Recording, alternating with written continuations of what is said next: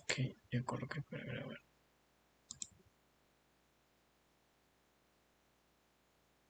Ok, muy bien. Bueno, el día de hoy vamos a hablar sobre dos temas bastante interesantes, uno relacionado a la microbiología cuantitativa y el otro relacionado con la microbiota normal.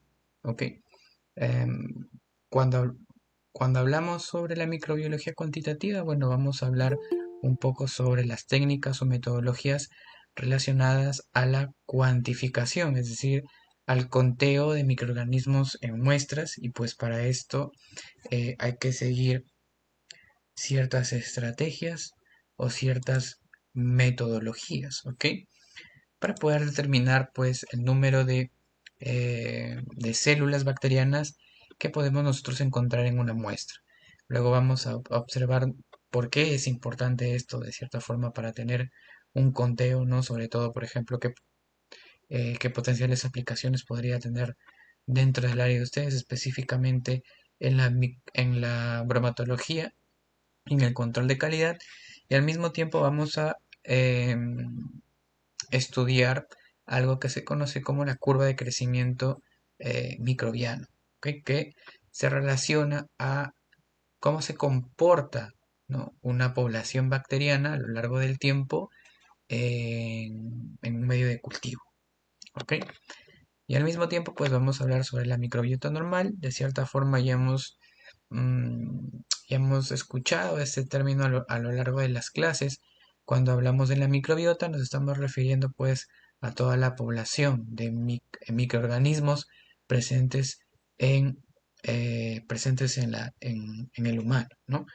Y cuando nos referimos a la microbiota normal, pues nos estamos refiriendo a todos los microorganismos, sean bacterias, sean hongos, sean virus o algunos protozoarios, pues que forman parte de lo que tradicionalmente se le conoce como la flora, ¿no? La flora bacteriana. ¿Ok? Recordando que cuando hablamos de microbiota normal, no solamente nos estamos refiriendo a microorganismos eh, que se desarrollan dentro de los intestinos, por ejemplo, ¿no? Sino también nos estamos refiriendo a microorganismos que pueden colonizar la piel, pueden colonizar los pulmones, pueden colonizar aparatos reproductores, entre otros. ¿Ok? Muy bien. Cuando hablamos de la microbiología cuantitativa, bueno, y como más o menos lo hemos venido eh, trabajando a lo largo del curso, pues irremediablemente vamos a nosotros a estudiar la bacteriología cuantitativa en sí y su aplicación en la microbiología en general. ¿Ok? Cuando nosotros nos referimos a la microbiología cuantitativa o específicamente a la bacteriología cuantitativa, pues nos estamos refiriendo al estudio, ¿no? Y aplicación de técnicas para poder medir y analizar la densidad poblacional de los microorganismos. ¿Ok? ¿Esto qué quiere decir? Pues nosotros haríamos, o perdón, utilizaríamos estas técnicas como si fuera un censo bacteriano, ¿no?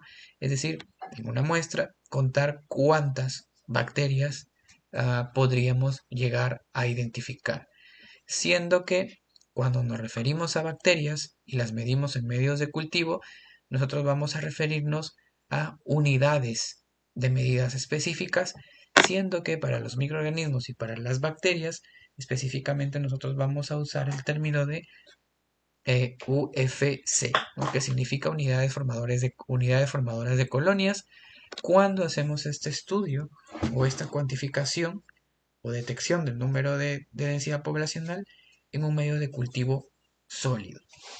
¿Ok? Ahora pues ya se les hace un poco más familiarizado el término de medio de cultivo sólido, medio de cultivo líquido, pues porque también ya lo han realizado durante las prácticas. ¿Ok? ¿Dónde radica la importancia de poder cuantificar, de poder medir la densidad poblacional y de cierta forma decir cuál es la carga bacteriana en una muestra, ¿no? Poder decir, en esta muestra nosotros podemos identificar, por ejemplo, 3 millones de unidades formadoras de colonia, una cosa así, ¿no? La importancia de esta aplicación de la cuantificación en bacteriología o microbiología en general, pues radica en el área del control de calidad de alimentos. Es una práctica muy común y muy importante, ¿ok? En el control de calidad de alimentos. Normalmente hay normativas que se deben de cumplir para que, por ejemplo, un alimento pueda ser distribuido para el consumo humano, ¿no? Sabemos nosotros que irremediablemente estamos constantemente en contacto con microorganismos, ¿no? Nosotros nos podemos lavar las manos y aún así, después de habernos lavado las manos, por ejemplo, aún mantenemos nosotros una carga bacteriana o una carga microbiana. Si bien es cierto, esta carga microbiana es baja, pero a pesar de esto aún la tenemos, ¿no? Nosotros nos bañamos y a pesar de bañarnos y pues creer que hemos eliminado todos los microorganismos, pues esto es mentira. No siempre eliminamos a todos los microorganismos eh, que pueden estar en nuestra piel, por ejemplo. Y lo mismo ocurre con los alimentos, ¿no? Pues tenemos que tener en cuenta que los microorganismos pues prácticamente colonizan todos los ambientes y han evolucionado para ser resistentes a diversos ambientes al mismo tiempo, ¿no? Por lo tanto, se debe de esperar de que a pesar de que nosotros tengamos ciertas prácticas de higiene y ciertas prácticas o normativas de control de calidad, pues se debe esperar de que haya un cierto número o una cierta densidad poblacional de microorganismos presentes en los alimentos y presentes en los alimentos que se distribuyen para el consumo humano. Sin embargo, cuando hablamos de control de calidad de los alimentos y lo relacionamos con la microbiología o bacteriología cuantitativa, nos referimos que debemos llegar a un umbral, ¿no? A un máximo de microorganismos presentes en una muestra de alimento. ¿Ok? Es por eso que la bacteriología cuantitativa tiene una importancia muy grande en el control de la calidad de los alimentos, pues los alimentos no pueden sobrepasar una carga o una densidad poblacional, eh, pues esto ya puede llevar a el desarrollo de enfermedades asociadas a los alimentos o también conocidas como las ETAs, ¿no? Enfermedades transmitidas por alimentos. Ok, entonces esto es bastante importante. Además, la bacteriología cuantitativa es muy importante también en el área del diagnóstico clínico y en los estudios ambientales, ¿no? En el área del diagnóstico clínico, pues, nos va a permitir, además de poder identificar cuántos diferentes géneros pueden estar presentes en una muestra clínica, pues también a nosotros nos indica la carga bacteriana o la densidad poblacional que puede estar asociada con la infección. Y esto nos puede dar a nosotros también una luz de qué estado de infección o patogenicidad el, la bacteria o el microorganismo pues se encuentra, ¿no? Entonces, algunas veces pues la toma de decisiones en qué tipo de antibiótico se puede utilizar o cuál es la concentración o el número de días de los antibióticos, el número de días de dosis de antibióticos que debe recibir el paciente, pues a veces esta toma de decisiones puede estar relacionada con la carga o la densidad poblacional presentes en un paciente infectado, ¿no? Disculpen, que algo está deseando entrar.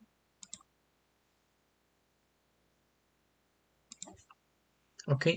Y en estudios ambientales, pues también es sumamente importante, pues aquí la densidad poblacional o el número de individuos asociados a muestras ambientales, pues es bastante importante cuando queremos utilizar, por ejemplo, los microorganismos como marcadores de,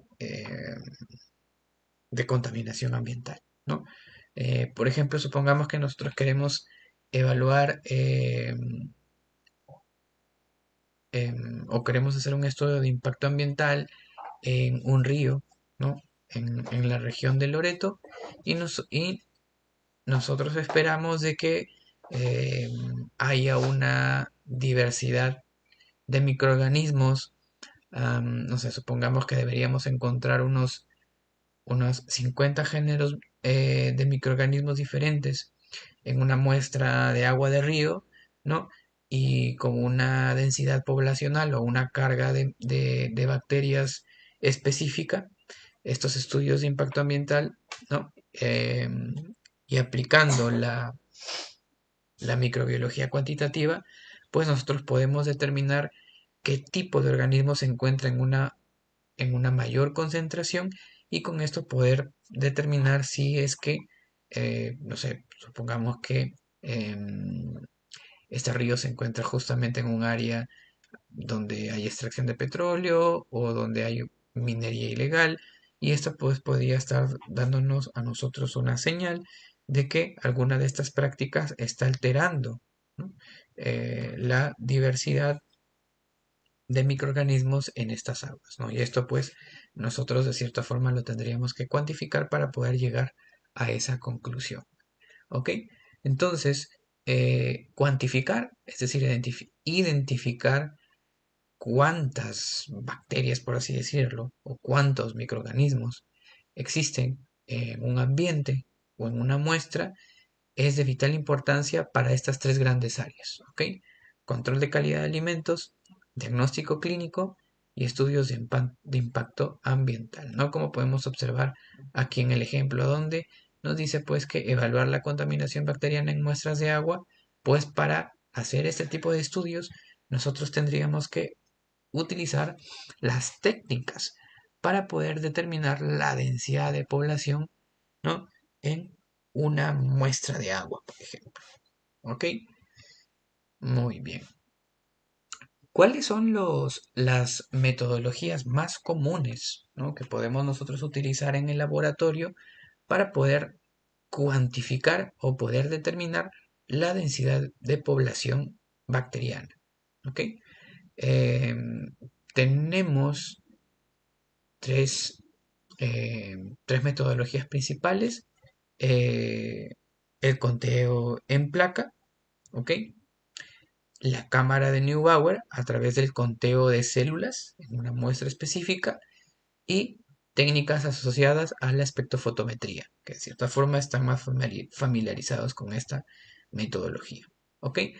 El conteo en placa, pues, es bastante sencillo. Nosotros tenemos que hacer un cultivo bacteriano y a partir de este cultivo bacteriano, pues, nosotros hacemos algo que se conoce como diluciones seriadas. ¿Ok? A partir de estas diluciones seriadas o cada una de las muestras de estas diluciones seriadas, em, luego se siembra medio de cultivo sólido en placa y después de un tiempo determinado de incubación se van a comenzar a contabilizar algo que se conoce como las UFC, ¿ok? Las unidades formadoras de colonia por mililitro de medio de cultivo, ¿ok? Entonces el conteo de placa básicamente me va a dar a mí información de lo que se conoce como, aquí es UFC, ¿ok? Unidades formadoras de colonias, ¿ok? Por mililitro. ¿Cuál es la ventaja del conteo en placa? Pues que es una técnica con una buena precisión para poder contabilizar el número o la densidad poblacional de bacterias que se encuentran viables, ¿ok? En una muestra, ¿ok? Sin embargo, la desventaja es el tiempo necesario para poder realizar el experimento y poder detectar la densidad poblacional en una muestra. ¿Y esto es por qué? Porque nosotros tenemos que recordar que los microorganismos en medios de cultivo pues dependiendo del tipo de microorganismo, pues van a necesitar un tiempo de incubación diferente, ¿no? Por ejemplo, si nosotros sembramos en laboratorio muestras de Escherichia coli, por ejemplo, Escherichia coli pues puede crecer a 37 grados durante 18 horas cuando nosotros colocamos las placas con medio de cultivo en las muestras en incubación a 37 grados. En 18 horas pues ya observamos colonias, ¿no?, en la placa. Sin embargo, podemos tener muestras que requieran de más tiempo, ¿no? De entre 48 hasta 72 horas para que puedan crecer en las placas, ¿no? Por ejemplo, hongos demoran mucho más tiempo, demoran por lo menos 48 horas para crecer. Y entonces cuando hacemos este conteo, ¿no?, en placa, pues tiene esta desventaja de que requiere una incubación prolongada, ¿no? Además, tenemos que tener en cuenta de que antes de realizar el conteo en placa de la densidad poblacional, nosotros tenemos que haber realizado ya un cultivo previo, ¿no? Algo que se conoce como el cultivo primario, como el cultivo primario. Es decir, yo tomo mi muestra, ¿no? Por ejemplo, puedo tomar una muestra de aguas residuales, puedo tomar una muestra de un alimento contaminado y hago mi cultivo primario en un medio de cultivo nutritivo, por ejemplo, líquido, y luego de observar el crecimiento en este medio de cultivo, pues ya puedo proceder a realizar el conteo en placas, iniciando con mis diluciones seriadas para posteriormente hacer mi siembra en medio de cultivo sólido. ¿Ok? No olvidar de que las unidades de medidas para el conteo en placa serían las UFC, las unidades formadoras de colonias por mililitro. ¿Ok? Y vamos a observar de que aún en esta metodología existen dos estrategias para poder determinar la densidad poblacional por el método por el conteo en placa, ¿no? Tenemos el método de recuento por plaqueo en sí y el método de recuento por goteo en placa, ¿ok? Ambos van a llegar a, al mismo resultado, que es decir, nos va a dar información sobre la carga bacteriana o la densidad poblacional en una muestra.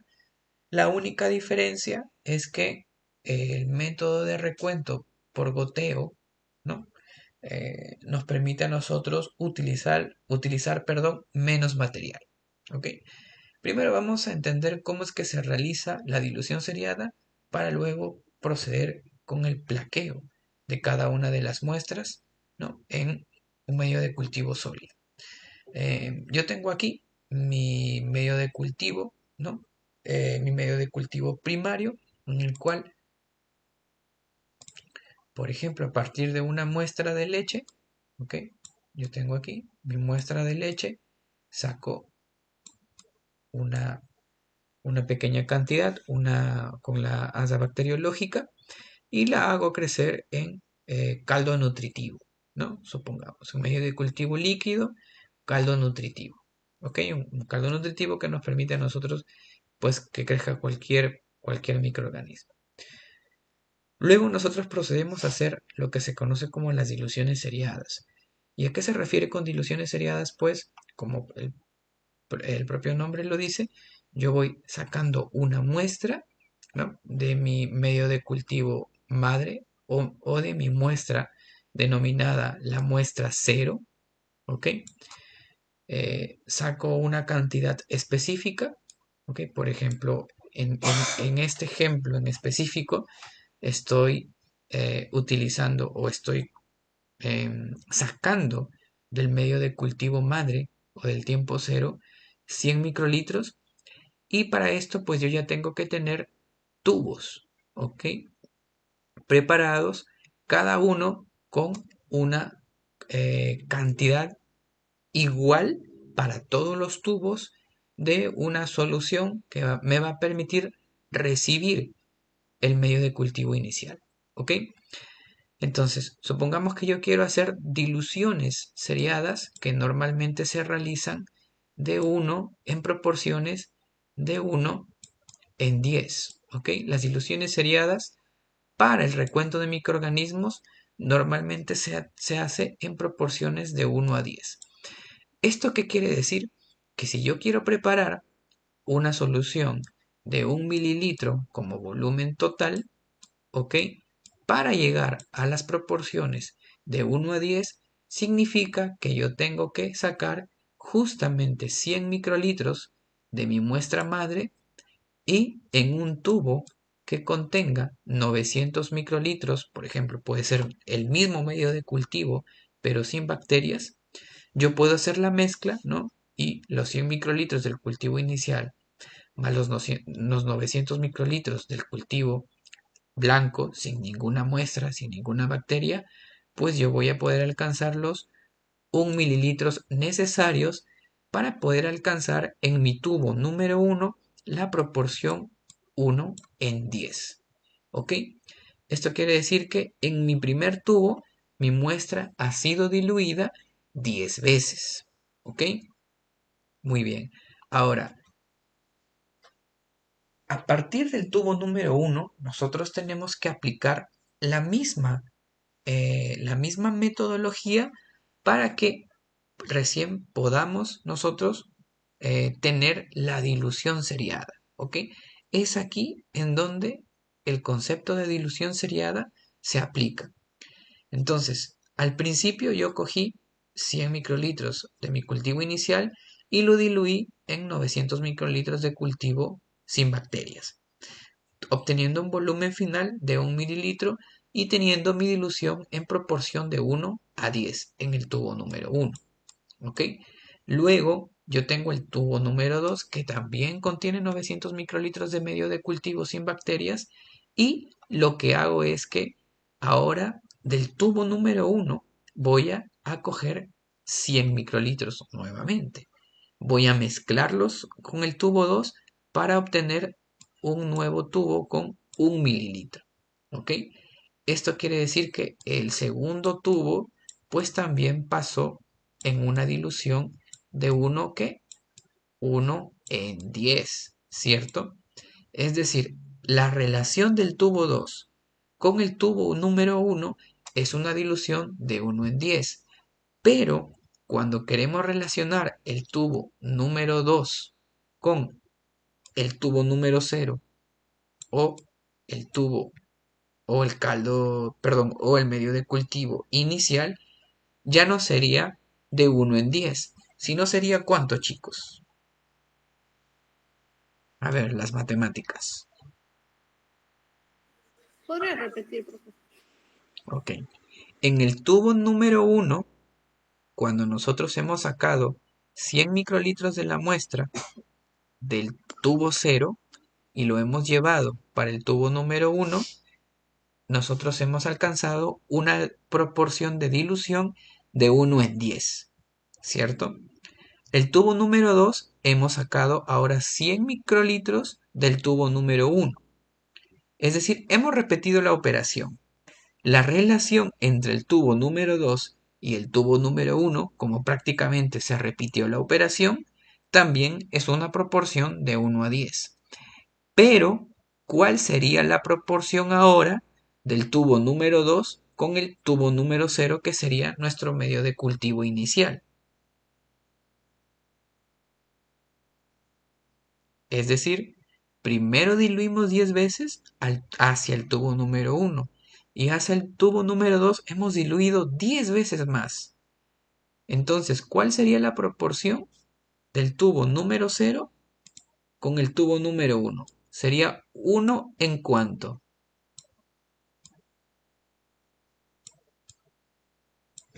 20.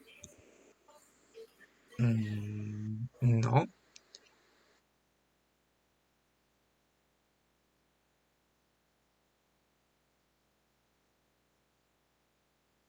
Primero lo diluí 10 veces. Al tubo número 2 lo diluí 10 veces más. ¿Cuánto sería? Primero lo diluí 10 y luego 10 veces más. ¿Cuánto es 10 veces 10?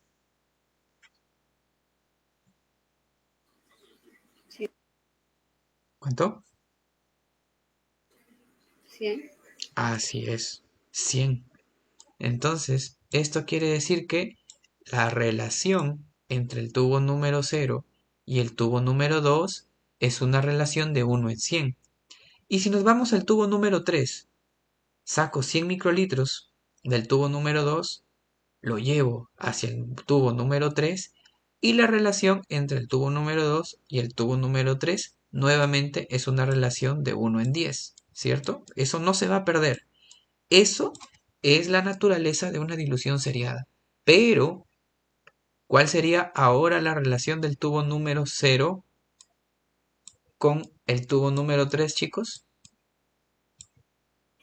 1 a 1000. 1 a 1000, exacto. ¿Ya entendieron cómo se hace la dilución seriada? 1 a 1000. Entonces, ¿cuál sería la relación del tubo número 0 con el tubo número 6?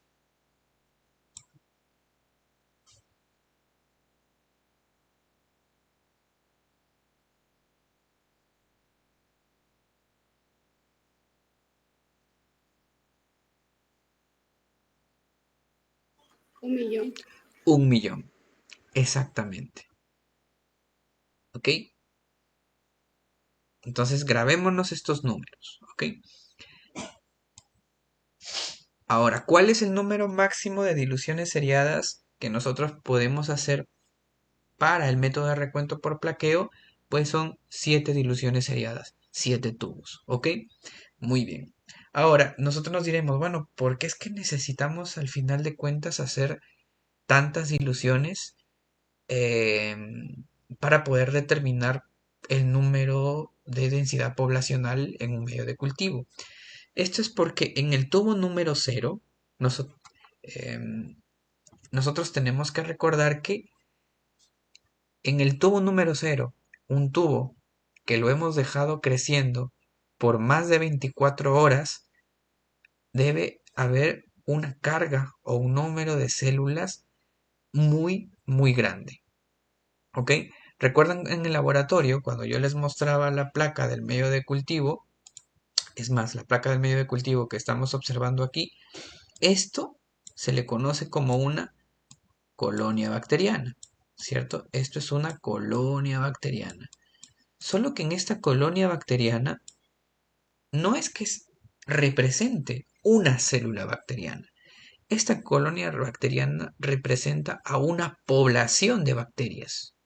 Representa a un número bastante grande de bacterias. ¿Ok? No es que solamente hay una célula. Es más, cuando ustedes hacen la tinción Gram, ¿qué es lo que hacen? De la placa en donde hay una colonia aislada, ustedes cogen esa colonia, la diluyen en una gotita de agua y cuando la observan bajo el microscopio, ¿qué es lo que observan? ¿Observan una o un montón de células? ¿Una o un montón de Muchas bacterias? células. Un montón de bacterias, ¿cierto? Es más, Mucho. habían casos en los que la cantidad de bacterias eran tan grandes que no se podía diferenciar muy bien si es que se trataban de bacilos, de cocos, etcétera, etcétera. ¿Y eso es por qué? Porque la densidad poblacional era bastante grande. Entonces, creo que eso es bastante interesante para nosotros poder darnos una idea de que en ese puntito que nosotros vemos en la placa, cuando lo observamos al microscopio vemos una cantidad tremenda de bacterias, ¿ok? Entonces, imagínense en un puntito cuántas bacterias hay, ¿ok? Ahora, tenemos que recordar que las bacterias en media están dividiéndose o haciendo su reproducción, ¿no? Entre 20 a unos 50 minutos, ¿no? Doblan su número poblacional, ¿ok? Es decir,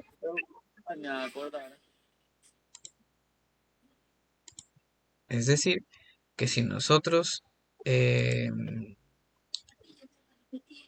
si es que nosotros tenemos, por ejemplo, unas 200 bacterias, ¿ok? En una colonia, cuando nosotros la incubamos en un tubo, quiere decir que más o menos en media hora ya no vamos a tener 200. Si no, vamos a tener ¿cuántas? El doble. Vamos a tener 400, ¿cierto? En 20 minutos. ¿Ok? En 20 minutos más ya no vamos a tener 400, vamos a tener el doble. Y así. A cada 20 minutos se va a ir dividiendo, ¿ok? La cantidad de bacterias. ¿Ok? Entonces, después de 24 horas, el número de células bacterianas en este medio de cultivo va a ser muy grande. Muy, muy, muy grande. Y si nosotros queremos determinar la densidad poblacional, que se refleja en unidades formadoras de colonias, pues si partimos desde este medio de cultivo, va a ser imposible poder observar colonias aisladas. Lo que estaríamos observando prácticamente es un tapete. Estaríamos observando que creció la bacteria, sí, pero no vamos a poder identificar cuál es la carga bacteriana presente en una muestra. Y es por eso que se hace justamente la dilución seriada. ¿Por qué? Porque si nosotros nos damos cuenta, vamos a comenzar a dividir esa densidad poblacional primero 10 veces, 100, 1000, 10.000, 100.000, 1.000.000, ¿no? Y así sucesivamente. Eh, entonces, de algo que está muy, muy denso, de algo en el que está con mucha carga de células bacterianas, va a llegar un momento en el que, ya sea en el tubo número 7 o en el tubo número 6 o en el tubo número 5, nosotros vamos a tener la capacidad de poder contar cuántas, cuántas colonias existen en mi placa. Y eso es lo que el método de recuento busca, ¿ok? Lo que el método de recuento por plaqueo busca es que tú puedas identificar cuántas colonias aisladas, o sea, tú puedas contar el número de colonias aisladas, ¿ok? Entonces, en este primer método de recuento por plaqueo, cada una de las diluciones seriadas, ¿ok? Se plaquea. Es decir, para el tubo número 1 se colocan, por ejemplo, 100 microlitros en medio de la placa y con el asa de Drygalski, que es esta de aquí, que es esta asa de vidrio, nosotros vamos esparciendo todas las bacterias en placa y vamos determinando cuántas crecen. En el tubo número 2 también, en el tubo número 3, número 4, número 5, 6 y 7. ¿Ok? Cada tubo va a tener su placa y vamos a determinar en cuál tubo nosotros podemos contar exactamente cuántas colonias vamos a tener. Es decir, el tubo que nosotros o la dilución que vamos a utilizar para poder determinar el número de unidades formadoras de colonias es la placa la cual tenga colonias cuantificables, colonias que tú puedas identificar. Normalmente en el método de recuento por plaqueo se dice que estamos llegando o estaríamos trabajando con la dilución seriada correcta para poder determinar el UFC, cuando podemos nosotros contabilizar entre 30 a 300 colonias como máximo por placa. ¿Ok? Ahora, ¿cómo es que yo puedo determinar el número de unidades formadoras de colonias? Pues para este método es bastante sencillo. Lo que yo hago es cuento cuántas colonias hay en placa. Ok, supongamos que yo conté 40 colonias. Ok, a estas 40 colonias las multiplico por 10 y luego a ese valor nuevamente lo multiplico por el tubo o por lo que se conoce como el factor de la dilución seriada en la cual cuantifica esta placa, ¿no? Por ejemplo, aquí tenemos 1.000.000. ¿Esto qué quiere decir? Que se refiere al tubo número 6, ¿cierto? Porque aquí nosotros identificamos que en el tubo número 6 la muestra estaría diluida de 1 a 1.000.000. Esto quiere decir de que la placa que proviene del tubo número 6 yo pude identificar 40 colonias. A estas 40 colonias las multiplico por 10, luego las multiplico por 1.000.000 y este sería el valor de unidades formadoras de colonias. ¿Ok? Ahora, como esto se convierte en un número grande, pues yo podría expresar 40 por 10 por 1.000.000, perdón, lo podría expresar en 4 por 10 elevado a la ¿cuánto, chicos? 4 por 10 por 1.000.000 sería 4 por 10 elevada a la ¿cuánto?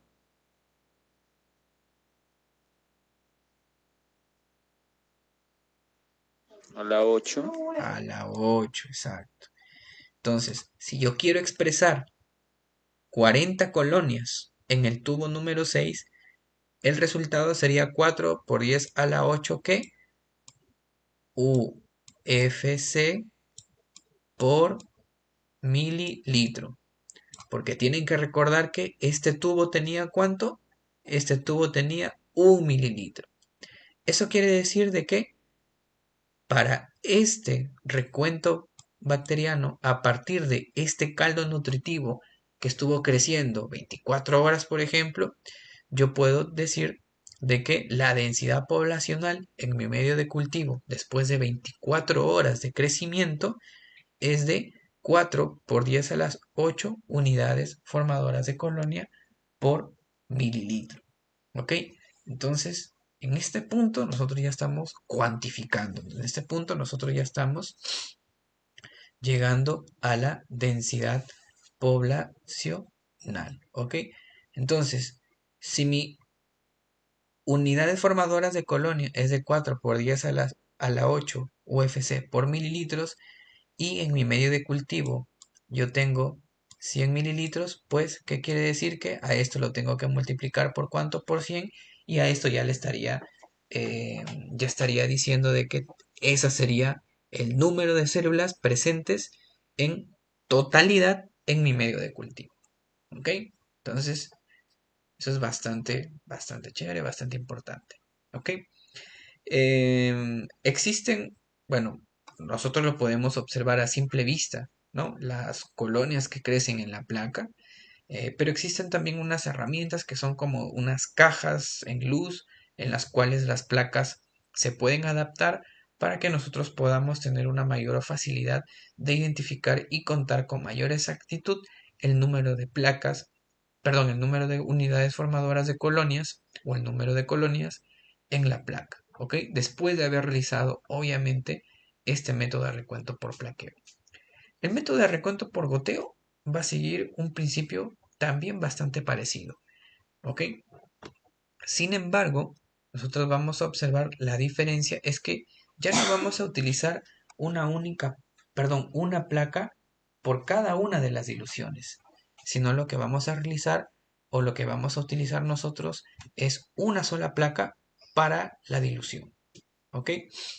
Para esto nosotros podemos dividir la placa, ¿no? Por ejemplo, aquí podemos nosotros observar que se ha dividido la placa, ¿ok? Una única placa. Y lo que vamos a utilizar es apenas 20 microlitros de cada dilución, ¿ok? Pero hacemos, en este caso, la medida por triplicata, ¿ok? ¿Qué significa por triplicata? Significa que se hace la medida 3 veces, ¿ok? Entonces, después de haber dividido mi placa, y algo también interesante es que normalmente, o al menos se acostumbra a utilizar a partir del tubo número 2 hacia el tubo número 7, recordando que el principio de dilución seriada aquí se aplica igual como les he explicado en el método de recuento por plaqueo simple, ¿ok? Aquí es lo mismo. Lo que va a cambiar es cómo se colocan las muestras. Aquí para cada uno de los tubos se tenía una placa, ¿ok? Se colocaba entre 100 o hasta 300 microlitros en la placa y luego se esparcía en toda la placa. Aquí no. Aquí una única placa la dividimos, comenzamos con el tubo número 2 y luego hacemos pequeñas gotas. 20 microlitros del tubo número 2 aquí, 20 microlitros aquí, 20 microlitros aquí. Y luego vamos nosotros contando si es que en, en esta dilución nosotros ya podemos distinguir colonias aisladas. ¿Ok? Luego vamos al tubo número 3, hacemos lo mismo, 20 microlitros por triplicata, el 4, el 5, el 6 y el 7. Y aquí, por ejemplo, tenemos para la redundancia, un ejemplo un ejemplo práctico de cómo se observaría, ¿no? Estamos observando aquí en la dilución número 2, vemos pues tres grandes discos en esta sección de la placa. En la dilución número 3 pues también. En la 4 ya como que se quieren a aislar un poco las bacterias. En el número 5 podemos observar que se han comenzado a formar colonias, pero no se han podido aislar en su totalidad. Y en la dilución seriada número 6 pues aquí ya estamos observando colonias ahora sí pues aisladas, ¿no? Vemos que en la gota número 1 tenemos tres colonias aisladas. En la gota número 2 tenemos nuevamente tres colonias aisladas. Y en la gota número 3 tenemos 1, 2, 3, 4 colonias aisladas. ¿Ok? Entonces, aquí nosotros podemos decir de que para poder detectar el número de unidades formadoras de colonias para este experimento en específico, tendríamos que utilizar aquí la dilución seriada número 6. Y así como en la anterior, lo que yo voy a hacer es, voy a sumar el número de colonias, ¿ok? La voy a dividir entre 3, la voy a multiplicar por 50, luego la voy a multiplicar por el factor de dilución, que le voy a poner el FD, ¿ok? Y eso sería luego mi valor de unidades formadoras de colonias por mililitros. Entonces, aquí serían 3, 6 y 4, serían 10. 10 dividido entre 3 por 50 por el factor de dilución. Y esto sería ya el número de unidades formadoras de colonias. ¿Ok? Entonces, la fórmula cambia un poquito, ¿ok? Pero al final de cuentas, las unidades de expresión o las unidades de medidas son similares. Como les había comentado, la única ventaja que nosotros tendríamos en el método de recuento por goteo es pues que estaríamos nosotros ahorrando material, estaríamos haciendo la cuantificación por una o máximo dos placas, ¿no? Si es que quiero hacer todas las diluciones seriadas, podría yo dividirla en dos placas, ¿no? Una placa con 4 y otra placa con 3, por ejemplo. ¿Ok? Como para tener el espacio suficiente y evitar de que pues haya una contaminación de un lado hacia el otro. ¿Ok? Pero básicamente esa sería, cierta forma, cómo se haría el método de recuento eh, por placas. ¿Ok? Muy bien. Luego nosotros tenemos también una otra técnica u otra metodología para poder determinar o detectar el número de células presentes en una muestra bacteriana. En este caso es am, un material que nosotros lo podemos acoplar o adaptar al microscopio. Esto se conoce como la cámara de Neubauer, que no sé si ustedes ya la conocen, probablemente sí. Por anatomía o histología de repente. Pero este es un método este es un método directo, ¿no? Para poder contar el número de células presentes en una muestra, ¿ok? Lo que aquí nosotros haríamos, pues, tomaríamos una muestra, ¿no? De un medio de cultivo y directamente le estaríamos colocando en la cámara de Neubauer para poder contar, ¿no? Contar en sí el número de células presentes en la muestra. Y cuando digo contar, normalmente se utiliza un reloj, o perdón, un marcador que se llama marcador tipo marcador cuentagotas, si no me equivoco, se le conoce. Y van marcando, ¿no? Ustedes observan una célula y van presionando el contador. Y el contador, cada vez que presionan, marca 1. Presionan de nuevo, aumenta, marca 2. Presionan, marca 3 y así van contando. ¿Ok? Es más o menos como los contadores que utilizan en los deportes. ¿Ok? La gran ventaja es que esto te va a dar resultados inmediatos. ¿Ok? La desventaja es que puede haber un cierto grado de error por parte del observador o por parte de la persona que está realizando el conteo. Pues si no es una persona que tiene ya una experiencia contando células en la cámara de Neubauer, pues puede tener ciertos errores, ¿no? Además tenemos que tomar en cuenta de que la persona estaría todo el tiempo, todo el momento del conteo de las células observando en el microscopio.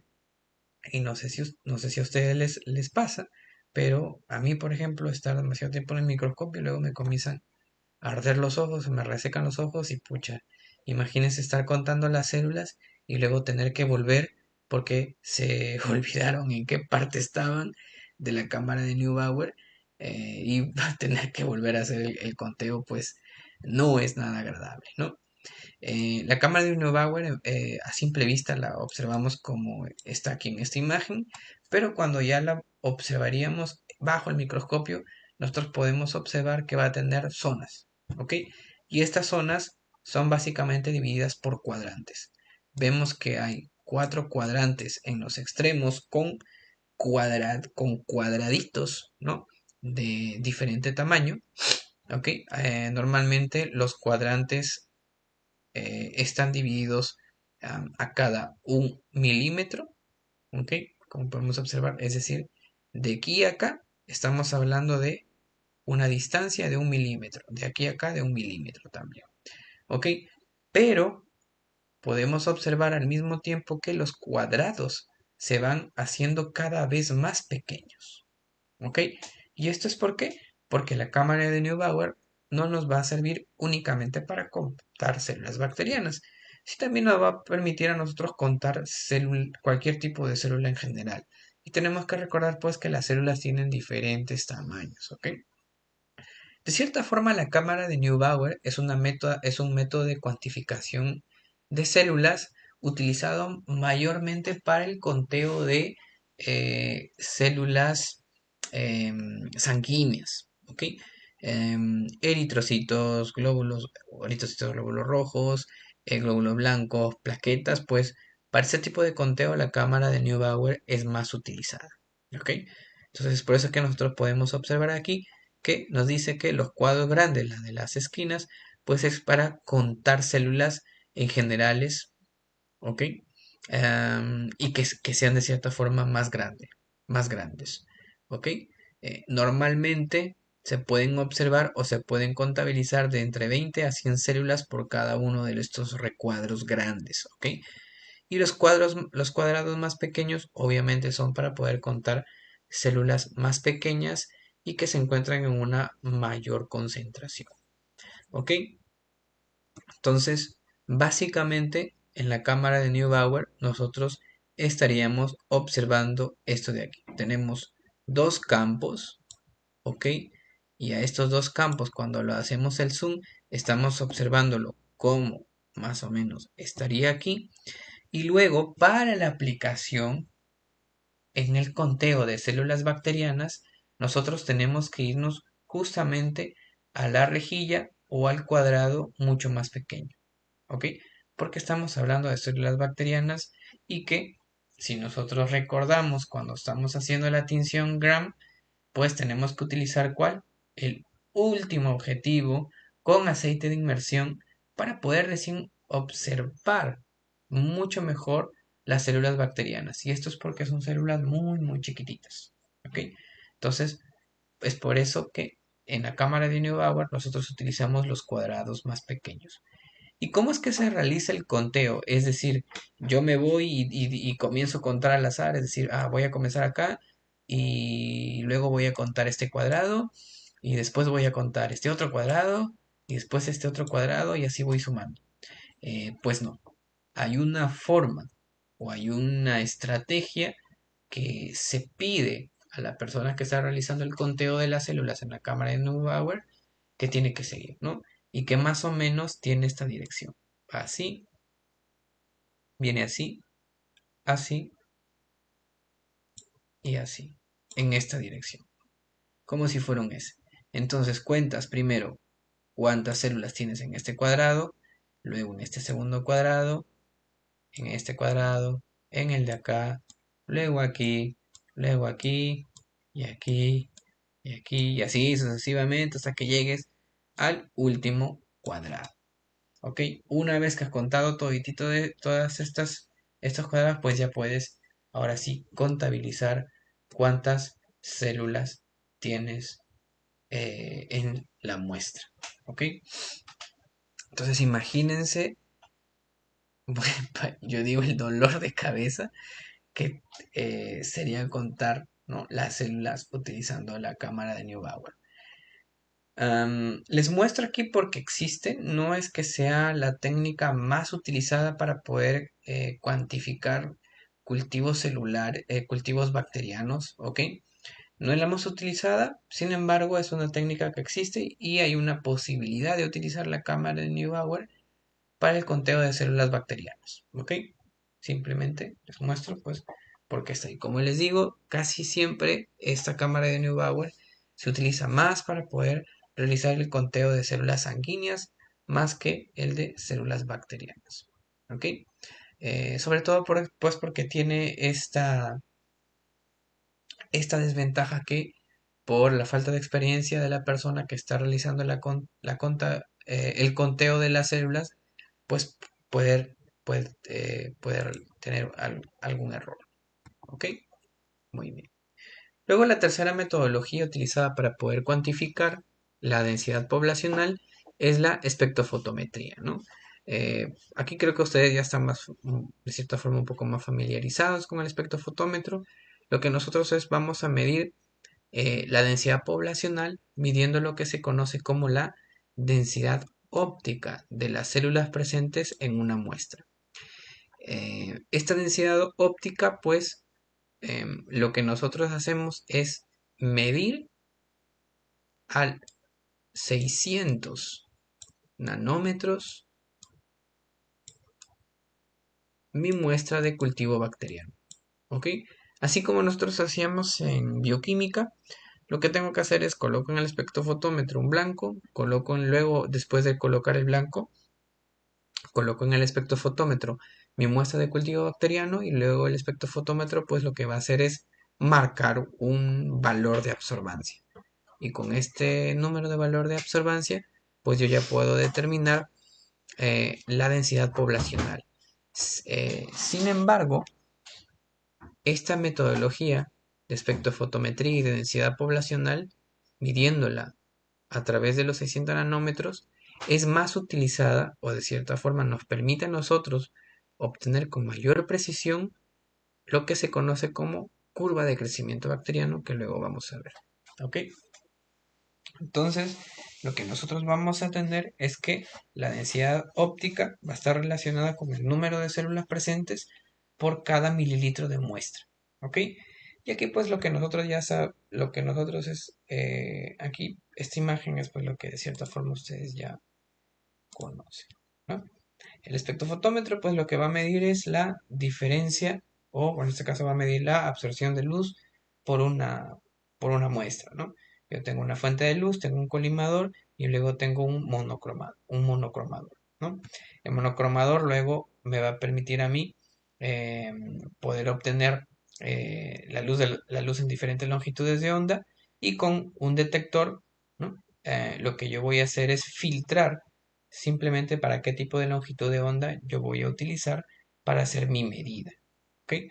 Luego la muestra es sometida a este proceso de emisión de luz y, como sabemos, pues las muestras biológicas pueden absorber la luz y justamente esto es lo que va a detectar el espectrofotómetro, ¿no? La luz va a atravesar y, como sabemos la cantidad de luz que se emite y sabemos la cantidad de luz que se detecta al final del proceso de absorción, pues vamos a determinar cuánta luz absorbió la muestra y de cierta forma siguiendo la ecuación de Lambert-Beer, pues nosotros sabemos que la absorbancia está relacionada con la concentración de una muestra. Y de esta forma, pues nosotros estaríamos utilizando la espectrofotometría para poder calcular o para poder determinar la concentración de la densidad poblacional, ¿no? Entonces, ¿qué es lo que va a reflejar la densidad óptica? Pues lo que va a hacer es, eh, pues es lo que va a hacer es medir el grado de turbidez del medio líquido, ¿no? Del medio de cultivo líquido causado por la dispersión de luz al atravesar el cultivo bacteriano. ¿Ok? ¿Y por qué nosotros podemos utilizar el espectrofotómetro al fin de cuentas para poder determinar o detectar la densidad poblacional? Pues tenemos que recordar que cuando nosotros preparamos inicialmente el medio de cultivo es transparente y nosotros determinamos que la muestra bacteriana creció en el medio de cultivo, por ejemplo, cuando el medio de cultivo se vuelve turbio. A mayor grado de turbidez significa que debe haber una mayor concentración o un mayor número de bacterias en el medio de cultivo. Y si nosotros nos damos cuenta, pues esto también se debe de cumplir cuando medimos la absorbancia en el espectrofotómetro. Cuanto más turbio esté mi medio de cultivo, va a absorber más de la luz. ¿Y esto qué significa? Pues significa que simplemente hay una mayor cantidad de células que presentes en mi medio de cultivo que van a comenzar a absorber una mayor cantidad o una mayor concentración de luz. ¿Ok? Entonces, la turbidez es proporcional a la cantidad de células presentes. ¿Ok? Esto es algo súper importante que nosotros no podemos olvidar. ¿Ok? A mayor densidad de bacterias, mayor va a ser la dispersión de luz y por lo tanto mayor va a ser la absorbancia o también conocida como densidad óptica. ¿Ok? La densidad óptica a los 600 nanómetros está relacionada de manera directa con el número de células presentes en una muestra, ¿ok? Como por ejemplo, una densidad óptica de 1 equivale aproximadamente a 8 por 10 a la 8 células por mililitro para el caso de Escherichia coli, ¿ok? Ahora, lo que sí tenemos que tener en cuenta es que por cada tipo de cierta forma, género o cada tipo de bacteria, pues va a tener eh, un cierto grado de absorción de la luz. ¿Y esto es por qué? Pues porque en el caso de las células, la absorción de luz o la densidad óptica, como ustedes le quieran llamar, pues va a depender tanto del tamaño como de la forma o el formato de la célula. ¿Ok? Entonces, a veces tenemos que nosotros introducir un factor de calibración, un factor de corrección, pues tenemos que recordar de que no todas las bacterias tienen el mismo formato, no todas las células tienen el mismo tamaño. Y a veces la densidad óptica puede ser mayor, es decir, la absorbancia puede ser mayor y esta absorbancia mayor no necesariamente es un reflejo de una mayor concentración de células en el medio, sino esta absorbancia mayor es un reflejo de que la célula simplemente es mucho más grande o que su formato es diferente a otro tipo celular. Y es por eso que se puede apreciar una mayor absorción. ¿Ok? Para esto se puede utilizar un factor de corrección. ¿Ok? Que dependiendo del tipo de género bacteriano, pues a veces ya nosotros lo podemos encontrar en la literatura y simplemente lo podemos aplicar para poder corregir y poder determinar la densidad poblacional a partir de medidas de densidad óptica o a partir de, de absorbancias. ¿Ok? Pues ahora, si yo no tengo ninguna referencia en la literatura, pues simplemente lo que yo tengo que hacer es mi curva de calibración, así como hacíamos nuestra curva de calibración en bioquímica para poder determinar la concentración de glucosa, la concentración de proteínas, etcétera, etcétera. Pues también nosotros podemos hacer una curva de calibración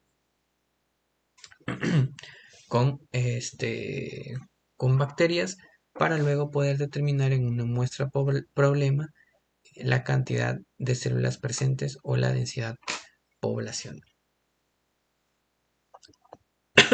Perdón.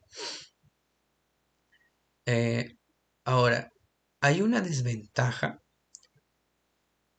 bastante importante que nosotros tenemos que tener en cuenta con la espectrofotometría sobre las técnicas anteriores. ¿Ok?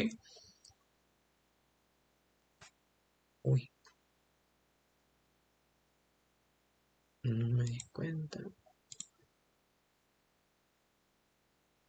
que estamos fuera de...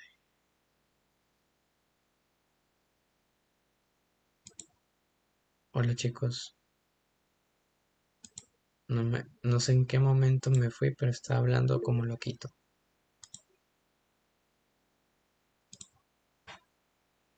¿Tú querías decir que yo estaba aquí haciendo el ridículo hablando solo?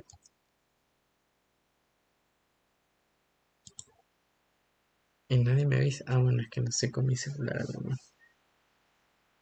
Bueno, haremos de que me escucharon porque como todo el mundo está atento, ¿no? Y además por lo que tengo entendido, todo el Es que mundo... apareció ahí y salió de la reunión. Es que apareció ahí y salió de la reunión y no No, estaba. sí, yo me he dado cuenta que yo recién me di cuenta que yo salí de la reunión. Pero estabas ahí un tiempo, luego saliste, luego volviste a entrar y luego saliste de nuevo y ahora estás entrando de nuevo. Sí. Se saliste hace como un minuto, pero Ah, ya. sí, sí, profesor. Ah, ok, ok. Entonces no hay problema. Entonces sigamos. Bueno, además también la clase está siendo grabada. Ok. Ah, sí, lo que les estaba queriendo decir es que la espectrofotometría tiene una gran desventaja con relación a las técnicas anteriores, específicamente con el recuento en placa, es que la espectrofotometría, al medir la densidad poblacional, lo que va a hacer es que va a estar contabilizando dentro del número de células presentes en una muestra, no pues porque tenemos que tener en cuenta que la espectrofotometría lo que va a hacer es medir el grado de turbidez del medio de cultivo, pues va a contabilizar las células que están vivas con las células que están muertas, es decir, con las bacterias vivas y las bacterias muertas, ambas están en el mismo medio de cultivo y pues la espectrofotometría va a contabilizar ambos como si fueran uno solo, ¿no? Pues porque la célula es célula y va a absorber la luz, ¿ok? Si está presente en la solución. Entonces, esta es una, de cierta forma una desventaja que tiene la espectrofotometría con relación al método de recuento por placa, ¿ok? El método de recuento por placa pues no va a tener este problema, pues tenemos que recordar que nosotros estamos cogiendo un poco del medio de cultivo y lo estamos colocando en la estufa para que pueda crecer y recién al día siguiente poder observar el crecimiento de las colonias. Y estas colonias pues obviamente van a ser colonias viables, colonias en las cuales las células se encuentran vivas. Nuevamente enfatizo esto de que en la técnica de espectrofotometría, es decir, en la medida de la densidad óptica, está todo junto. ¿Ok? Tanto células vivas como células muertas están presentes.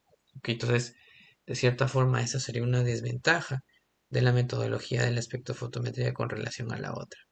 Ahora, ¿cuál de las dos es más común o cuál de las dos se usa comúnmente en un laboratorio de microbiología? La primera, la metodología por em, conteo en placa. ¿Ok? Es la más común a ser utilizada. Es más, probablemente es la metodología que ustedes aplicarían futuramente en los laboratorios de microbiología de alimentos, por ejemplo.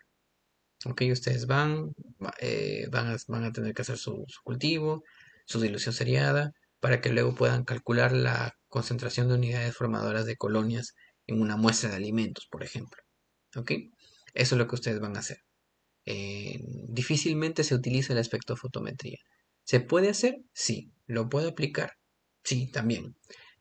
Solo que tenemos que tener en cuenta justo lo último que dice en esta diapositiva, de que para cada tipo de célula bacteriana vamos a tener que tener lo que se conoce como el factor de corrección, el cual va a depender del tipo, del tamaño de la célula que se está queriendo estudiar. ¿Ok? No todas las células van a absorber igual. Y también tenemos que tener en cuenta que para poder determinar o calcular la concentración específica de la densidad poblacional utilizando la espectrofotometría, tendríamos que tener una curva de calibración, es decir, tendríamos que tener a partir de una muestra padrón una curva de calibración para poder determinar exactamente el número de células presentes en la muestra. ¿Ok?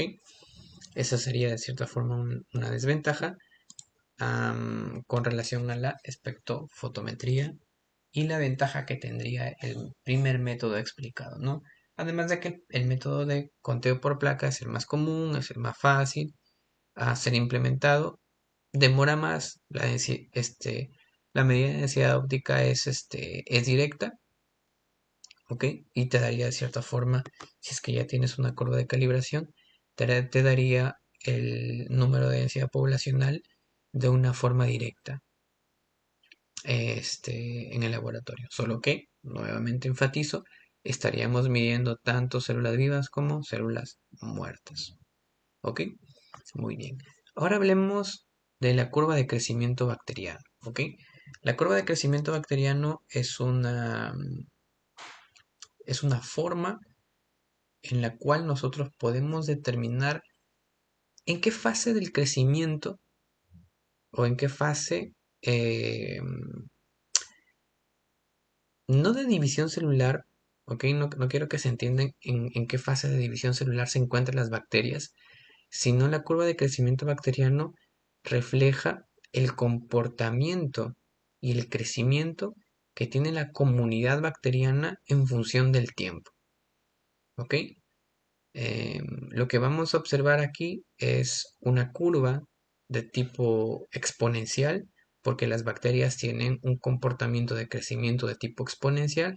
Entonces nosotros imaginémonos una curva estándar de crecimiento exponencial. Eso es lo que estaríamos observando cuando hablamos de la curva de crecimiento bacteriano, ¿ok? Entonces lo que va a medir es el comportamiento o el crecimiento, desarrollo de una población bacteriana en función del tiempo. ¿Ok? Ahora, ¿qué factores pueden influir sobre el crecimiento de una bacteria? Pues tenemos, por ejemplo, el factor de los nutrientes disponibles. Pues tenemos que recordar que las bacterias necesitan el famoso CHOMS, ¿no? El famoso carbono, nitrógeno, fósforo, oxígeno, azufre, eh, para poder este, para poder desarrollarse, ¿no? Es decir, las bacterias pues van a necesitar tanto de los macro como de los micronutrientes para poder desarrollarse. Y si alguno de estos nutrientes pues puede estar en mayor concentración, a veces las bacterias pueden crecer más rápido, o si es que se encuentran en menor concentración o ausentes, las bacterias van a tener un crecimiento más lento, ¿no? Entonces, por ejemplo, medios de cultivos nutritivos, medios de cultivo estándares, como por ejemplo el medio de cultivo Luria bertani, como tiene casi todos los nutrientes necesarios para que cualquier tipo de bacteria crezca, va permitiendo el crecimiento de una bacteria en un tiempo medio, ¿ok? En un tiempo, vamos a llamarle un tiempo normal que llevaría el crecimiento de una bacteria. Sin embargo, un medio de cultivo mínimo y va a tener las condiciones mínimas necesarias para que pueda crecer una bacteria, pues va a permitir que esta población se multiplique y crezca o se desarrolle en un menor tiempo. ¿Ok? Entonces, los nutrientes disponibles es un factor importante para, eh, para el crecimiento de las bacterias. ¿Ok? La temperatura también es un factor sumamente importante. ¿Ok? Pues casi siempre nosotros lo tenemos que relacionar con la tasa de metabolismo la tasa de metabolismo celular está íntimamente relacionada con la temperatura. ¿Ok? ¿Y esto es por qué? Porque si nosotros volvemos un poco a bioquímica y volvemos a las partes de las reacciones químicas, ¿no? Ya relacionando la bioquímica con la química, orgánica principalmente, nosotros sabemos que todas las reacciones químicas tienen un factor de entropía y entalpía, y esto puede estar influenciado al mismo tiempo por la temperatura. Mientras mayor temperatura, pues las moléculas reaccionan mucho más rápido, y cuando hablamos de células estamos hablando de que el metabolismo se encarga de que se produzcan proteínas, se produzcan carbohidratos, se produzcan ácidos nucleicos, y para todo este ambiente, para todo este metabolismo, pues estamos hablando de reacciones químicas dentro de la célula. Por lo tanto, a mayor temperatura, todas estas reacciones químicas se realizan mucho más rápido. A menor temperatura, estas reacciones químicas se realizan mucho más lento.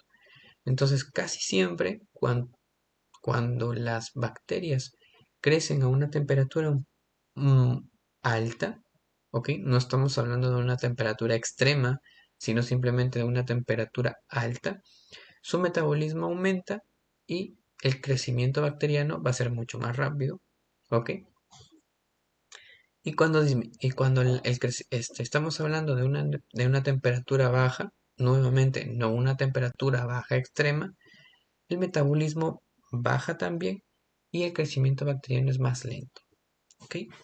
Sin embargo, tenemos que resaltar de que hay microorganismos que ellos se han desarrollado y han evolucionado para poder trabajar en ciertos rangos de temperatura específicos, ¿no? Como por ejemplo tenemos a los microorganismos psicrófilos, los cuales trabajan con temperaturas o crecen o se han desarrollado perfectamente en temperaturas menores a los 15 grados. ¿Ok? Estos microorganismos tienen un crecimiento bacteriano normal a temperaturas menores a los 15 grados. Luego tenemos a los microorganismos mesófilos, los cuales crecen a temperaturas moderadas, o vamos a decir así como que a temperatura ambiente, ¿ok? Que están entre los rangos de los 20 a los 45 grados, como la famosa Escherichia coli. Y luego tenemos a los microorganismos termófilos, ¿no? Los cuales se desarrollan a temperaturas mayores a los 50 grados, ¿no? Como sería en el caso de las bacterias de las aguas termales, ¿ok? Entonces, la temperatura en este caso, cuando estamos hablando de un microorganismo mesófilo, por ejemplo, temperaturas de entre 40 y 45 grados van a acelerar el crecimiento bacteriano, y temperaturas cercanas a los 20 grados van a disminuir el metabolismo y por lo tanto van a disminuir el crecimiento bacteriano. ¿Ok? Sin embargo, por ejemplo, los microorganismos psicrófilos, ¿no? En las cuales su temperatura óptima de trabajo son menores a los 15 grados, ellos naturalmente van a tener un metabolismo bajo, pero no es porque su crecimiento se haya sido afectado por las temperaturas bajas, no, sino que estos microorganismos pues naturalmente se han desarrollado a estas temperaturas y naturalmente su metabolismo es lento y su crecimiento también va a ser lento, ¿ok? Entonces la temperatura es un factor importante eh, para propiciar el crecimiento bacteriano, ¿ok? Es más, de cierta forma es un método de evitar de que los alimentos se contaminen, ¿ok? Luego, dentro de los otros factores que pueden afectar el crecimiento bacteriano, tenemos al pH, ¿no? Sabemos que el pH pues, puede influenciar en la actividad de las enzimas, y en pHs, dependiendo del tipo de pH, sea básico, sea ácido, nosotros podemos alterar el comportamiento de las bacterias, el comportamiento del metabolismo, y sabemos que cuando nosotros alteramos el metabolismo de un microorganismo, pues este puede crecer más rápido, o puede crecer más lento, o puede crecer en un tiempo normal, ¿no? Aquí también tenemos que clasificar nosotros a los microorganismos en microorganismos acidófilos, neutrófilos y alcalinófilos, ¿ok? Acidófilos porque crecen en pHs ácidos, neutrófilos porque van a crecer en pHs neutros o cercanos al pH 7, y alcalinófilos porque crecen en pHs alcalinos superiores al pH 8, ¿ok? Entonces, el pH de cierta forma también es un factor que va a influir en el crecimiento de los microorganismos, Y aquí tenemos, por ejemplo, cómo las bacterias acidolácticas van a prosperar en alimentos fermentados en pH bajo, ¿no? ¿Y esto es por qué? Porque las bacterias acidolácticas están fermentando la glucosa y lo están transformando en ácido láctico. ¿Qué es el ácido láctico? Es un ácido débil, pero a fin de cuentas es un ácido y que cada vez cuando va aumentando su concentración, pues este va propiciando que el pH baje. ¿Ok? Esto, esto va a permitir de que las bacterias acidófilas crezcan en ese medio de cultivo o ese ambiente como el yogur, por ejemplo, evitando de que, por ejemplo, bacterias neutrófilas, que las cuales crecen con preferencia en pH cercanos al 7, va a evitar de que estas bacterias pues puedan crecer. ¿Ok?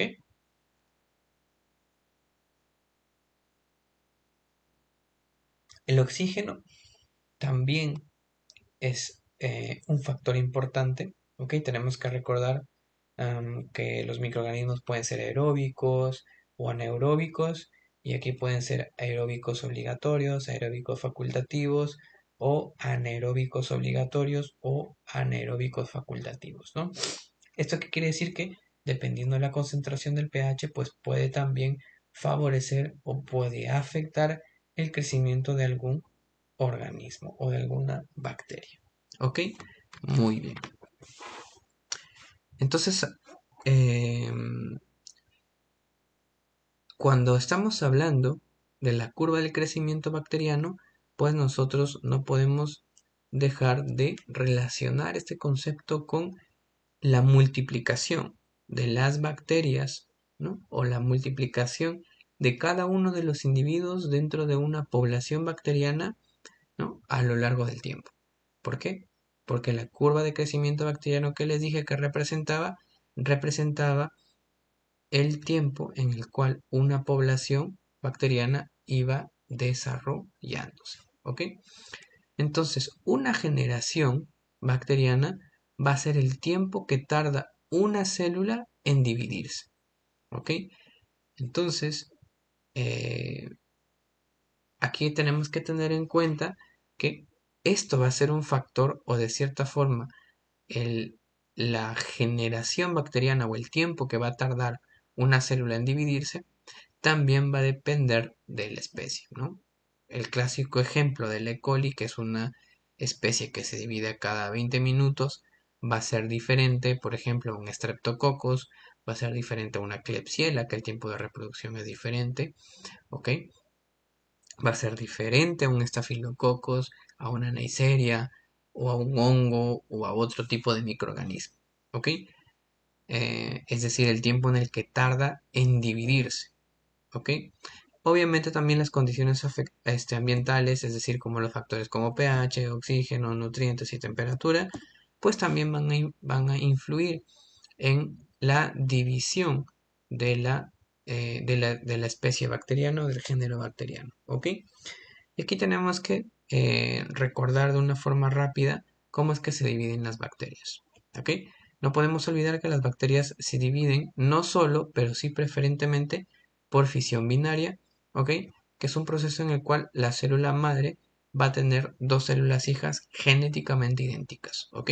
Tenemos que recordar que las células procariotas, cuando realizan la división por fisión binaria, prácticamente están generando clones de ella misma, ¿ok? ¿Por qué? Porque no hay un proceso de recombinación genética, ¿ok? Ojo, eso es algo muy importante, ¿ok? Las bacterias, cuando se reproducen por fisión binaria, ¿qué es lo que hacen? Producen clones de sí mismas, ¿ok? Entonces la bacteria lo que va a hacer es prácticamente, va a duplicar su material genético, ¿ok? Tal cual está.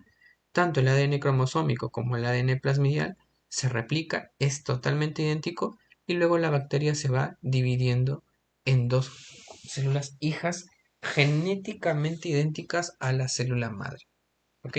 Una célula madre va a dar origen a dos células hijas, ¿ok? Y cada una de estas luego va a dar origen a dos, y cada una de esas a dos más, y así sucesivamente, siguiendo la regla de los 2 a la n, ¿ok? Entonces 2 a la n es lo que se va a dividir una célula bacteriana por fisión binaria. Ok, entonces se va a dividir de manera exponencial la célula bacteriana. Ok, entonces cuando nosotros hablamos del número de el número de generación bacteriana o el número de células posibles que podrían tener, tomando en cuenta que se están dividiendo por fisión binaria, nosotros vamos a tener esta fórmula, en donde el NT es el número de bacterias a lo largo del tiempo, ¿ok? Va a ser igual al número de células iniciales, ¿ok? Por 2 elevado a la n, donde n es el número de generaciones. Y esto a mí me permite ya introducir lo que se conoce como la curva de crecimiento bacteriano. Esta curva de crecimiento bacteriano me va a decir a mí en qué fase la población se encuentra. Si es que la población, por ejemplo, se encuentra recién en fase de adaptación al medio ambiente en donde se está desarrollando, o si la población bacteriana ya se adaptó al medio ambiente y está comenzando a aprovechar al máximo todos los nutrientes presentes en el lugar en donde se han colonizado y donde se han desarrollado, o si la población bacteriana pues ya se estabilizó y los nutrientes están comenzando a acabar, o si es que la población bacteriana general ya está comenzando a morir. ¿Ok? Entonces, esto es lo que se conoce como la curva de crecimiento bacteriano. ¿Ok? Esto es sumamente importante y se divide en 4 fases o en 4 etapas diferentes. La fase de latencia, la fase exponencial, la fase estacionaria y la muerte. ¿Ok? Normalmente, ¿qué es lo que nosotros tenemos que observar o qué es lo que tenemos que medir para poder tener esta curva de crecimiento bacteriano? Lo que nosotros tenemos que medir es el número de células, ¿ok? O el número de generaciones bacterianas a lo largo del tiempo, ¿ok? Entonces, supongamos que yo estoy utilizando el espectrofotómetro para medir la densidad poblacional. Y tenemos que tener en cuenta que el espectrofotómetro me va a medir a mi absorbancia. Y al mismo tiempo tenemos que recordar que cuanto mayor absorbancia es mayor el número de células presentes en el medio. Esto quiere decir que si es que aumenta el número de absorbancia, significa que aumenta ¿qué? El número de células bacterianas presentes en el medio de cultivo, por lo cual me está indicando a mí de que las células se están reproduciendo, ¿no? Y esto lo voy midiendo al tiempo. Voy midiendo mi medio de cultivo, voy midiendo la absorbancia a las 0 horas, a los 20 minutos, a los 40, a los 60, a la hora y media, a las 2 horas, y así sucesivamente a lo largo del tiempo hasta ir observando un aumento de la absorbancia. Va a llegar un momento en el que la absorbancia no va a comenzar a variar mucho para luego comenzar a decaer nuevamente. ¿Ok? Esto me permite a mí obtener esta curva de crecimiento bacteriano. ¿Ok? Entonces, esta curva de crecimiento bacteriano, como ya les había comentado, tiene 4 fases. Comenzamos con la fase de latencia, que es la fase inicial, también llamada como la lag phase. ¿Ok? Esta fase se va a caracterizar, ¿por qué? Porque las células recién se están adaptando al medio ambiente en el cual se encuentran. Si es que estamos hablando de un medio de cultivo, las células recién se adaptan al medio de cultivo, ¿ok? Se están adaptando al pH del medio de cultivo, se están adaptando al tipo de nutriente presente en el medio de cultivo, a la temperatura de incubación, a la concentración de oxígeno y a los diferentes factores ambientales que pueden estar ejerciéndole una presión a esta población bacteriana en este nuevo ambiente, ¿ok? Normalmente la fase de latencia nosotros la vamos a observar cuando estamos realizando un nuevo cultivo bacteriano, ¿ok? Entonces, en esta podemos decir que la fase de latencia es una etapa o una fase de adaptación al medio ambiente. ¿Ok? Aquí las bacterias pues no se van a dividir inmediatamente después, ¿ok? De haber sido inoculadas en este medio de cultivo, justamente porque recién se están adaptando al nuevo medio ambiente. ¿Ok? Este es un proceso clave, o la fase de latencia es un proceso clave. ¿Para qué? Para recién comenzar la síntesis de moléculas que la bacteria va a utilizar después, ¿ok?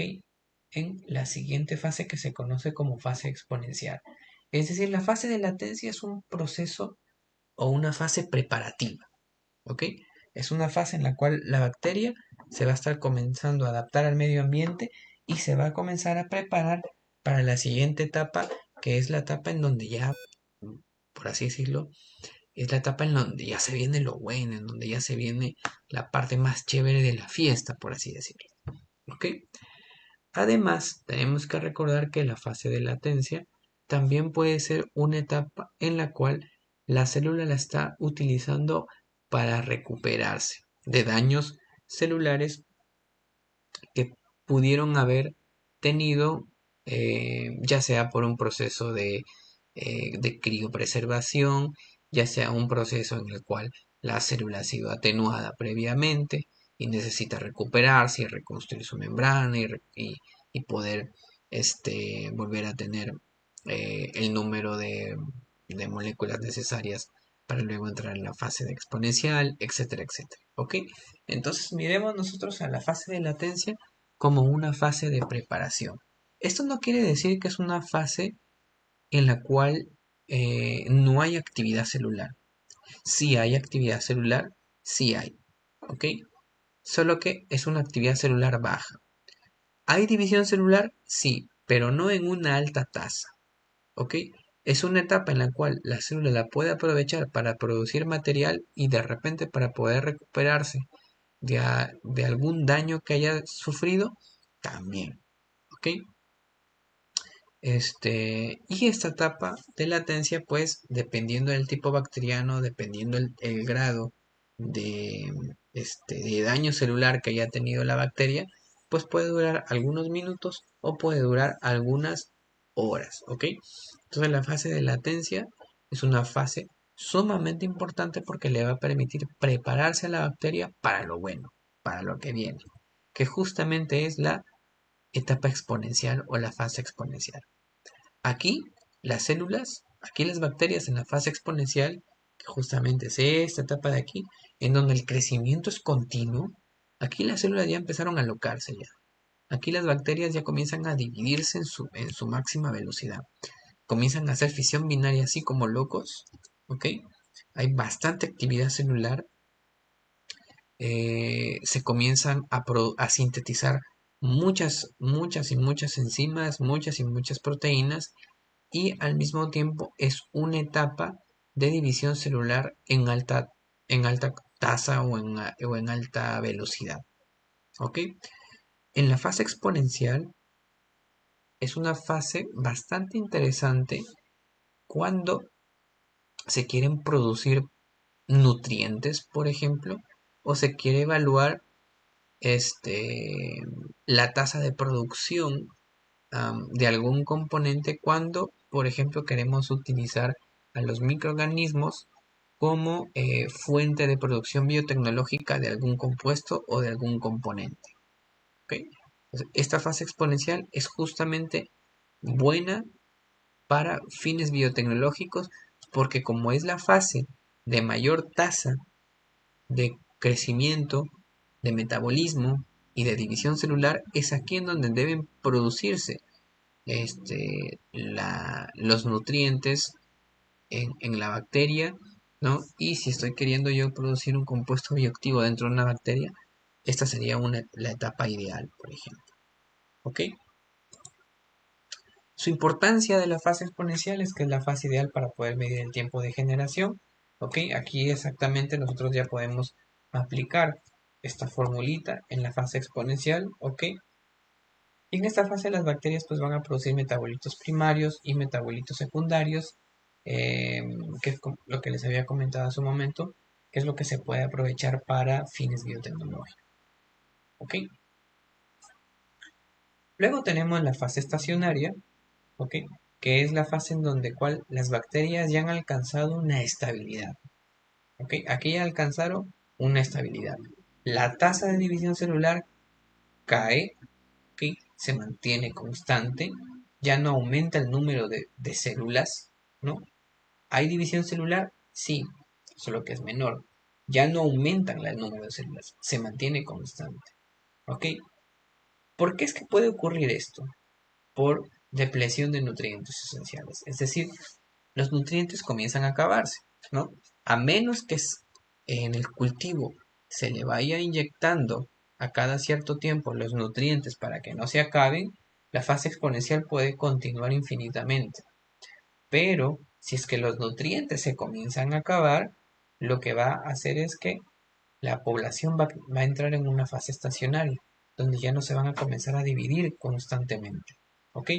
Además, tenemos que recordar que así como las bacterias se reproducen y consumen los nutrientes, ellas van produciendo desechos. Y estos desechos pueden luego transformarse en productos tóxicos para la propia bacteria. ¿Ok? Eh, Esto obviamente va a producir cambios, por ejemplo, en el pH, puede producir cambio en las temperaturas, cambio en la concentración de oxígeno, o puede eh, propiciar la acumulación de algún componente tóxico, y esto va a desencadenar después, por ejemplo, la fase de muerte. ¿Ok? Aquí las bacterias ya comienzan a morir debido a intoxicación, debido a que ya no hay alimentos, debido a un estrés, ¿no? Eh, Aquí el número de células o el número de población disminuye drásticamente. ¿Ok? En la fase de muerte, pues es una fase en la cual eh, ya no, ya no podemos de cierta forma aprovecharnos del cultivo celular eh, para algunos fines biotecnológicos, por ejemplo. ¿Ok? Sin embargo, eh, por ejemplo, cultivos prolongados, la acumulación de etanol producidos por Saccharomyces inhibe el crecimiento y causa la muerte, por ejemplo, ¿no? Entonces, si por ejemplo nosotros queremos utilizar a Saccharomyces cerevisiae para producir este alcohol, por ejemplo, una cerveza, un rico jugo de malta, pues lo que nosotros necesitamos es mantener este cultivo, por ejemplo, en la fase exponencial, porque es en la fase exponencial en donde se producen mayoritariamente los metabolitos secundarios, los productos, ¿ok?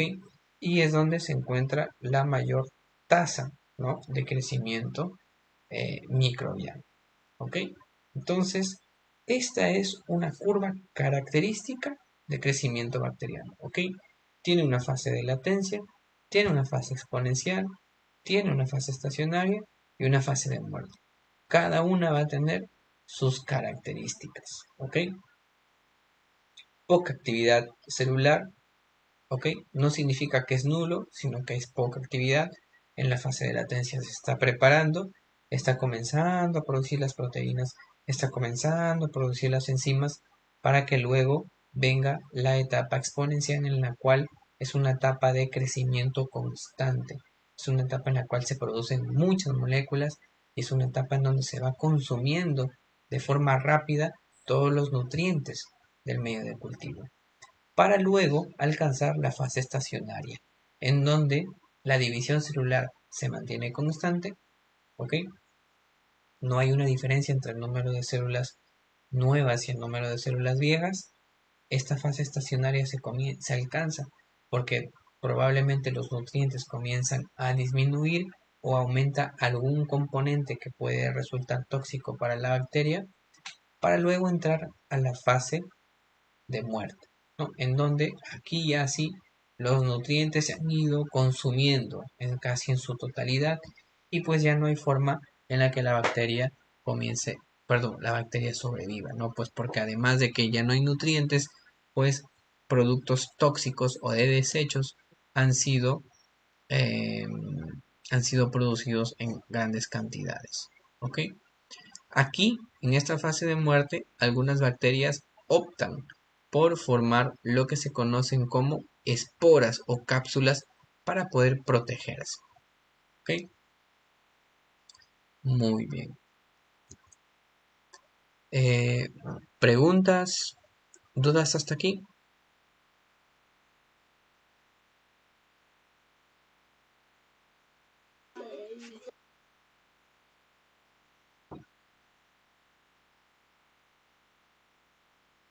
Ok, ninguna pregunta.